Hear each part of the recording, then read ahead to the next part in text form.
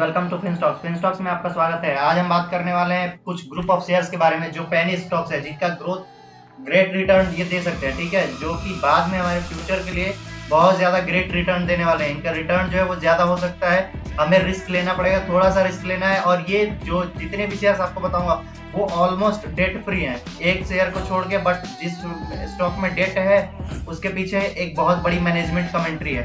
तो एक स्टॉक सिर्फ बताऊंगा जो डेट वाला है, बाकी जितने भी स्टॉक बताऊंगा ऑलमोस्ट डेट फ्री अभी के टाइम में, ठीक है।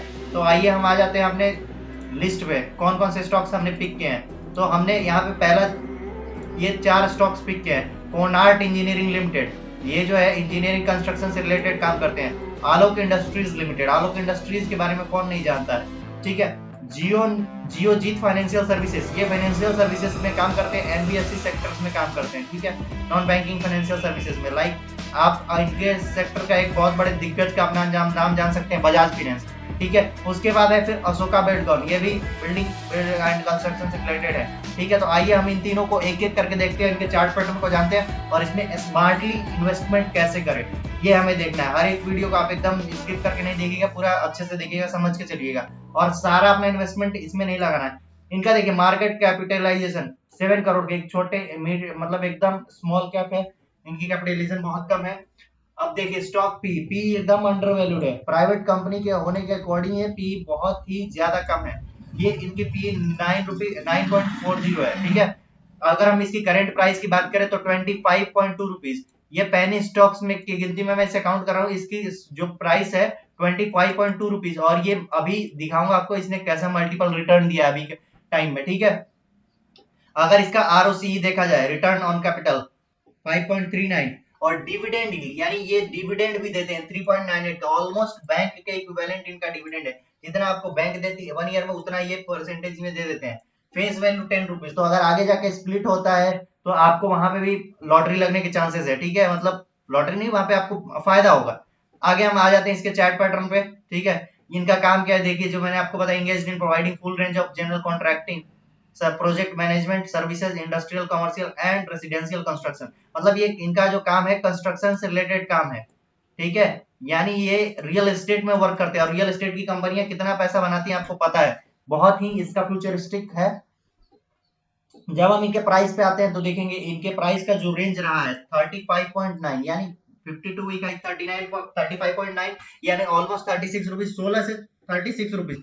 यानी कि अगर इस रेंज में कोई पकड़ा होगा तो उसे ट्वाइस 2 टाइम्स यानी 2x उसका पैसा हो चुका है, ठीक है। यानी ये एकदम सही स्टॉक हमने अभी जो पिक किया है। डेट की हम बात करें, अगर आते हैं इनके प्रोज के बाद में बारे में जानने के लिए, तो देखिए स्क्रीनर ने इसमें प्रोज लगा रखा है, company is almost debt free, ठीक है। और स्टॉक्स की जो ट्रेडिंग है 0.38 time of its book value, book value से थोड़ा सा मतलब कम रेट पे अभी चल रहा है, तो अंडर वैल्यूड ही आप इसे समझ सकते हैं, ठीक है। स्टॉक प्रोवाइडिंग गुड डिविडेंड, इनकी डिविडेंड यील्ड अच्छी है। डिविडेंड कौन सी कंपनी देती है आपको एक और बात बता, जो कंपनी प्रॉफिट में रहेगी वही डिविडेंड दे सकती है। यानी प्रॉफिट इनका ग्रोथ हो सकता है थोड़ा कम हो, लेकिन प्रॉफिट इन्हें जनरेट कर पा रहे हैं और ये तभी डिविडेंड दे पा रहे हैं, मतलब डिविडेंड पे ही कंपनी है ये।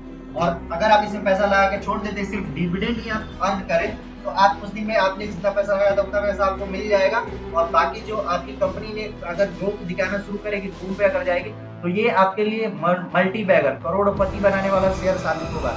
और मेरा एकदम ये दावा सही है कि ये एक बहुत ही अच्छी शेयर है, गुड क्वालिटी का शेयर है। किसी भी गुड क्वालिटी शेयर का पहला ही जो मेन मकसद होता है डेट फ्री होना चाहिए। और कंस्ट्रक्शन यानी रियल एस्टेट में बिना डेट के कोई काम नहीं होता, फिर भी ये कंपनी डेट फ्री है, तो सोच सकते हैं आप कितनी अच्छी इसकी है। कंपनी के कुछ कौन से कंपनी है डिलीवर्ड पुअर सेल्स ग्रोथ, इनकी सेल्स ग्रोथ थोड़ी कंपनी है। अब देखिए इस साल तो कंपनी का सेल्स ग्रोथ कम होना एकदम लाजमी है, क्योंकि हमारा ड्यू टू पेंडेमिक जो कोविड का चल रहा है, दूसरा वेव जो आ चुका है, उसने और भी हिला दिया है कंस्ट्रक्शन यानी रियल एस्टेट को, तो और इसने हिला दिया है। कंपनी हैज लो रिटर्न, थोड़ा सा इनकी जो 3 ईयर से रिटर्न ये लो जनरेट कर रहे हैं, तो 3 ईयर में 2 ईयर तो आप मान सकते हैं कि हमारा चला गया कोविड में। 1 ईयर का उनका पहले से जो है वो मतलब बेकार परफॉर्मेंस रही होगी। आगे हम आ जाए इनके पीयर्स के बारे में, तो इनके पीयर्स में देख लीजिए यहाँ पे सबसे आर आरबीएनएल यहाँ पे इनके पीयर्स में आता है, पीएनसी इन्फोटेक है, तो आप समझ सकते हैं अच्छी अच्छी कंपनियां इनके पीयर्स में है, ठीक है। क्वार्टरली अगर रिजल्ट की बात की जाए तो रिजल्ट में भी आपको एक मतलब ग्रोथ देखने को 1.95 की जगह 6, समझ सकते हैं कितना ग्रोथ, सीधे 6 टाइम ग्रोथ। 6 टाइम अगर आप नहीं भी बोलेंगे तो 3 मतलब ऑलमोस्ट 3.5 टाइम ग्रोथ देखने को मिल जाएगा, ठीक है। नेट प्रॉफिट की बात करें तो 0.26 से सीधे 0.48 का ग्रोथ। तो आप देख सकते हैं प्रॉफिट और सेल्स दोनों में ग्रोथ देखने को मिल सकती है। पी अगर ईपीएस की बात करें पिछले क्वार्टर यानी जून क्वार्टर में 0.83 से ये 1.53 यानी ऑलमोस्ट 2 टाइम। तो आप देख सकते हैं कंपनी हम अपने आप को इंप्रूव करने की कोशिश कर रही है, ठीक है।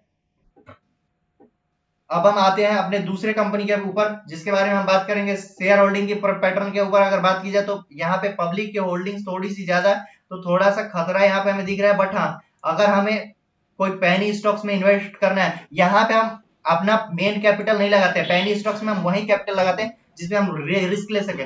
आप चाहें तो इसमें 500 का स्मॉल एसआईपी करना शुरू कर सकते हैं इस कंपनी में।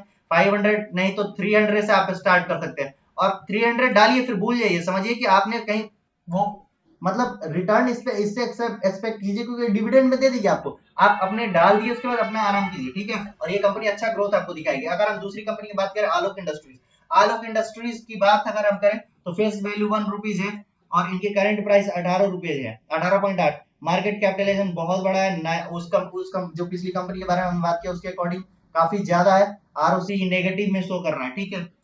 लेकिन इनके पीछे जो मैनेजमेंट है वो रिलायंस इंडस्ट्रीज लिमिटेड, आरआईएल की कमेंट्री इनके पीछे है, ठीक है। आलोक इंडस्ट्रीज के पीछे आरआईएल की कमेंट्री और आरआईएल इनका मैनेजमेंट देख रहा है। देखिए अगर हम चार्ट पैटर्न की बात करें तो कंपनी कंपनी ऑलमोस्ट आप देख सकते हैं कंपनी जो है यहां से जो स्टार्ट की बढ़ना, एक गुड न्यूज की वजह से रिलायंस इंडस्ट्रीज ने इनके मैनेजमेंट को लिया। रिजल्ट थोड़ा सा पुअर हुआ, फिर डाउन आ गई, फिर अप गई, थोड़ा सा अच्छा रिजल्ट आया, फिर डाउन। मतलब ये अप डाउन ट्रेंड चल रहा है। लेकिन यहाँ पे आप देखेंगे एक कंसोलिडेटेड फेज चल रहा है। कंसोलिडेटेड फेज कहने का मतलब कि नो मतलब बस एक रेंज में फंस गया शेयर। तो ये शेयर भी जब बाउंस बैक करेगा तो ऊपर बहुत ऊपर जाएगा, ठीक है। आप इसमें चाहो तो 15 रुपए का स्टॉप लॉस लगा के आप इसमें जा सकते हो। मतलब 15 रुपए पे आपको एग्जिट यानी आप वहां पे एवरेज कर सकते हो 15 रुपए में। इन्वेस्टमेंट की अगर बात करें तो कंपनी का अप्रोच है तो company expect to give good quarter. Good quarter क्यों यहाँ पे एक्सपेक्ट कर रहे हैं, क्योंकि इनके पीछे मैनेजमेंट किसका है, रिलायंस इंडस्ट्रीज लिमिटेड का, ठीक है। अब हम बात करते हैं इसके आगे, अगर जाते हैं इनके सेल्स ग्रोथ को देखें तो सेल्स आप देख सकते हो सितंबर क्वार्टर में जो 820 रुपीज का था वो डायरेक्टली जंप होकर 1202 हो चुका है, समझ रहे हैं आप, डायरेक्ट 0.5 टाइम, ठीक है ग्रोथ। और नेट प्रॉफिट की अगर बात करें तो नेट प्रॉफिट 4 था, यहाँ पे नेट प्रॉफिट में आपको एक टेंट देखने को मिलेगा और ये लॉस में शो कर रहा है, ठीक है। तो ये कंपनी मिक्स माहौल में, ये यहाँ पे रिलायंस इंडस्ट्रीज की कमेंट्री दिख रही है और यहाँ पे ये इनका थोड़ा सा अनसीरियसनेस दिख रहा है। आप यहाँ पे पैसे डाल के आप छोड़ सकते हो कुछ दिन के लिए। स्मार्ट एसआईपी में भी अगर आप चाहो तो 100 टू 200 रुपीज का स्मार्ट एसआईपी करना शुरू कर सकते हो आप। बाद में ये भी आपको मल्टी बैगर रिटर्न दे सकता है शेयर, और जब ये मल्टी बैगर देगा तो आप समझ सकते हो ये शेयर कहाँ रहेगा। इसका शेयर अगर इस रेंज की बात की जाए तो 61 9 टू 61 रुपीज, इसका मिनिमम प्राइस 9.10 हो चुका था और मैक्सिमम प्राइस 61। आप समझ सकते हैं 90 टू 61 कितना बड़ा जंप होता है। ऑलमोस्ट आप समझ सकते हैं 7 टाइम्स इसने दिया। अगर कोई 1 लाख लगाए तो उसका 7 लाख रिटर्न मिलेगा, ठीक है। तो आपको मैं ये नहीं बोल रहा आप 1 लाख लगाए, लेकिन आप छोटा छोटा इन्वेस्टमेंट इसमें कर सकते हैं, क्योंकि जो भी पैनी स्टॉक्स होते हैं उनके ग्रोथ जब होता है ना, जब बुल रन चालू होता है, अभी बियरिश मतलब बियरिशनेस आपको शो कर रही होगी, market daily down down trend में जा रही है और एक कंसोलिडेटेड फेज में पूरी निफ्टी फंस चुकी है। तो जब मार्केट बाउंस बैक करेगी तब ये शेयर अपना कमाल दिखाएगा और तब ये शेयर हो सकता है ऐसे जाए। क्योंकि आप देख सकते हैं पिछला इसका जो ग्राफ यहाँ पे है, देख सकते हैं आप ये कौन से ट्रेंड में जा रहा है। जब मार्केट बुलिश नेचर में थी तो ये भी ऐसे ऐसे गया है, और जब ये ऐसे जाएगा ना आपको तो 10 टाइम्स 8 टाइम्स 9 टाइम्स का रिटर्न आपको देने के लिए बिल्कुल तैयार है। वैसा उस टाइप का शेयर है। अगले हम शेयर की बात करें तो Geojit financial services. Financial services किसको पसंद नहीं है। फाइनेंशियल सर्विसेज में अगर बात किया जाए तो सबसे बड़े दिग्गज हमारे बजाज फाइनेंस। जी हाँ, बजाज फाइनेंस एक टाइम में वो 5 रुपए का शेयर था और आज वो 6000 के पास ट्रेड कर रहे, ऑलमोस्ट 6000 के पास, ठीक है। तो ये एक अच्छी बात है। ये ऐसी कंपनी है जो डिविडेंड भी देती है, और डिविडेंड वही कंपनी देती है जो प्रॉफिट मेकिंग कंपनी होती है, यानी ये भी प्रॉफिट मेकिंग कंपनी है, ठीक है। कैपिटलाइजेशन की बात की जाए तो 1409 करोड़ का कैपिटलाइजेशन है, ठीक है। अगर इनकी स्टॉक पीई की बात की जाए तो प्राइस टू अर्निंग रेशियो भी एक अंडर वैल्यूड है, 13.4 है, ज्यादा वैल्यूएशन पे नहीं है, अंडर वैल्यूड पीई है इसकी, ठीक है, क्योंकि फाइनेंशियल सर्विसेज के स्टॉक्स बहुत ज्यादा, एनबीएफसी के जो होते हैं प्राइस टू अर्निंग रेशियो बहुत हाई होता है। अब अगर हम देखें तो इसके पैटर्न को अगर समझने की कोशिश करें तो इस स्टॉक का एक पैटर्न आपको बता दूं मैं, 3 ईयर टू 4 ईयर में ट्राई कर रहा हूँ, नहीं हो पा रहा है। चलिए इसके पैटर्न की बात करें, ज्यादा पीछे कंपनी लिस्टेड नहीं हो सकता ये चांसेस हो। तो अगर देखेंगे एक कंसोलिडेटेड फेज, फिर एक अपब्रिंग, फिर एक कंसोलिडेटेड फेज, फिर एक अपब्रिंग, फिर एक कंसोलिडेटेड फेज, और फिर मतलब ये भी यहाँ तक कंसोलिडेटेड फेज में, और फिर एक अपटिक आने का चांसेस है। अगर मार्केट बुलिश रन में आएगा तो ये जरूर एक अप ट्रेंड दिखाएगा। ये स्टॉक की प्राइस करंट प्राइस है 59 रुपीज चल रही है, ऑलमोस्ट ये अपने ऑल टाइम हाई से 5 रुपए कम है। तो अभी इसमें इन्वेस्ट बिल्कुल ना करें, थोड़ा सा वेट करें, थोड़ा सा और प्राइस अगर करेक्ट हो जाए तो आप इन्वेस्टमेंट कर सकते हैं। और ये डिविडेंड आपको देगी कंपनी, डिविडेंड ऑलमोस्ट आपके डिविडेंड जो होगा वो आपके लिए बहुत बेनिफिशियल होगा, ठीक है। अब लास्ट शेयर की बात करें तो अशोका बिल्डकॉन, अशोका बिल्डकॉन भी हमारे फर्स्ट शेयर की तरह, ये भी इंफ्रास्ट्रक्चर एंड डेवलपमेंट पे काम करने वाली कंपनी है, कंस्ट्रक्शन बेस्ड कंपनी है। कंस्ट्रक्शन बेस्ड कंपनी कहने का मतलब कि रियल एस्टेट में काम करने वाली कंपनी।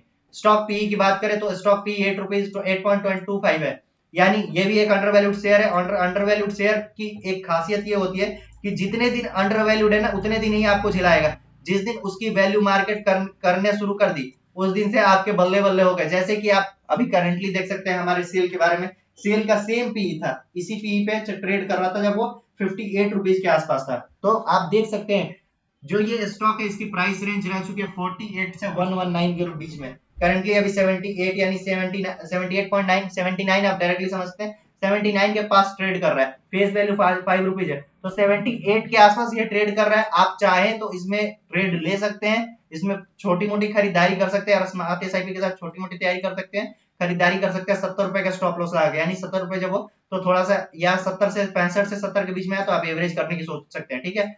आगे हम बात करें इसके चार्ट पैटर्न के बारे में तो इसका चार्ट पैटर्न बहुत अच्छा है। देखिए यहाँ पे एक अप ट्रेंड से डाउन ट्रेंड आया, फिर कंसोलिडेशन, फिर एक अप ट्रेंड, फिर डाउन ट्रेंड, फिर अप ट्रेंड, फिर डाउन ट्रेंड, और एक डाउन ट्रेंड के बाद एक थोड़ा सा कंसोलिडेशन आता है, फिर ऊपर अप ट्रेंड आता है, फिर कंसोलिडेशन, फिर अप ट्रेंड, और फिर एक डाउन ट्रेंड आया। तो इसके भी ज्यादातर चांसेस है कि ये बाउंस बैक करे शेयर यहाँ से, और जब ये बाउंस बैक करेगा पकड़ में नहीं आएगा, मैं आपको बता दे रहा हूँ डायरेक्टली, क्योंकि जितनी भी कंपनियां है ना वो डाउन ट्रेंड आने के बाद जब अप ट्रेंड में आ जाती है ना पकड़ में नहीं आती।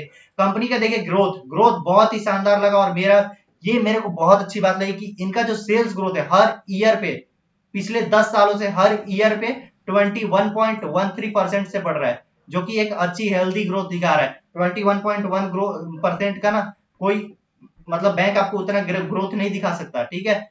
आपको अगर यहाँ पे सेल्स ग्रोथ डायरेक्टली अगर दिखा दो तो पिछले जो जून क्वार्टर है वहां पे 761 की सेल हुई थी, 761, और सारे वैल्यू जो है करोड़ में है, और यहाँ पे 1189 के, ठीक है। आप देख सकते हैं यहाँ पे कंपनी जो नेट लॉस तो कर रही थी वो डायरेक्टली नेट प्रॉफिट में आ गई, और वो भी समझ लिए 5 गुना। तो आपको मैं बता दूं ये सारे शेयर्स थे मेरे पेनी स्टॉक्स। इन शेयर्स को मैं डायरेक्टली अगर किसी को सुझाव नहीं देगा दे रहा हूं, अगर किसी को स्मार्ट एसआईपी करना है तो कर सकता है, क्योंकि जो पेनी स्टॉक्स होते हैं वो जब रिटर्न देना शुरू कर देते हैं तो बहुत बम्पर रिटर्न देते हैं। और मेरी यहाँ पे डिस्क्लेमर बता दूं कि आप ऐसा नहीं कि सारा पैसा यहाँ जला दो और फिर बाद में बोलो कि आपने बताया था। मैं ये बोल रहा हूँ कि प्रिकॉशन के साथ आपको स्टॉप लॉस भी मेंटेन करना है, स्टॉप लॉस यानी कि एवरेजिंग भी करनी है, और बुल रन का इंतजार करना है, वेट एंड वॉच सिचुएशन में रहना है। क्योंकि वॉरेन बफेट कहते हैं कि आपका कैपिटल आपके ईयर जो फेजेस होते हैं ना वेट का इंतजार करता है, आपकी एग्जाम लेता है, और आप अगर एग्जाम में फेल हो गए ना तो फिर आपको वो अच्छे से फेल कर देता है। इसलिए आप वेट एंड वॉच सिचुएशन में रहिए। Best of luck. फिनस्टॉक्स में जुड़ने के लिए धन्यवाद, और लास्ट में मेरा आउटरो वीडियो आएगा वो भी देख लीजिएगा। Thank you, bye, take care.